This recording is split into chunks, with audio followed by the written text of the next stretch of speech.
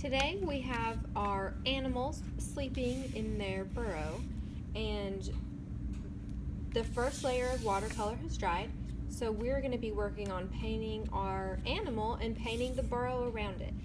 One reason that this is nice is because the watercolor here is already dried, and when two wet watercolors touch each other, they bleed together. So you might want to think about that while you're working.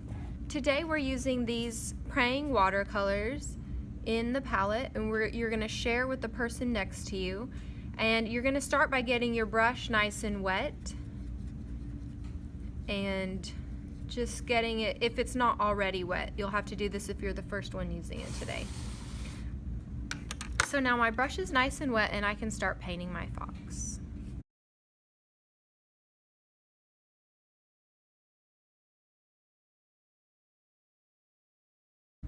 I've got my first layer of orange painted on my fox. And the cool thing about watercolor is that you can paint wet on wet. So I already have one layer of wet down, and if I want to blend two colors and I want to start with a red, I can paint with some red over the orange that's already down there on my fox, and it will blend together. So I'm just going to do that in a few places. Now if you want to put two colors next to each other, like here where the white is on the fox, you might want to wait for that to dry before you go next to it, because if I wanted to paint that yellow and I went into that right next to it, it could blend in a way that I didn't want. So you may want to let that dry if you're doing two colors next to each other, but if you want two colors to blend, then you can paint them over each other.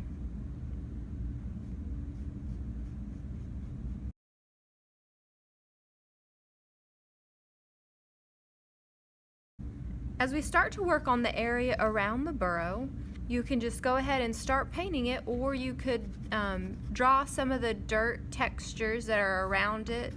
Rocks maybe, you could use white, or you could use brown or black.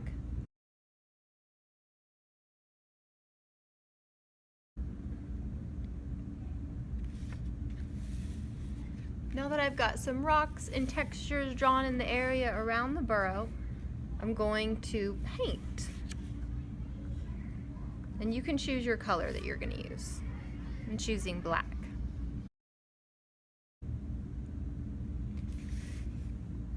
As you paint the area around the burrow near the things that are already painted, if you'll use the side of your brush and go nice and slow, you can get a nice neat line there. If you use the top of your brush, it can get in there.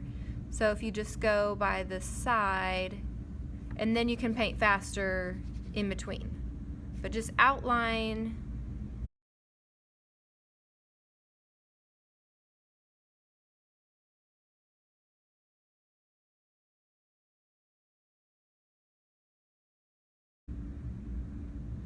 Now that the fox is painted and the area around his burrow is painted, I'm going to turn him upside down so that I can start working on my night sky.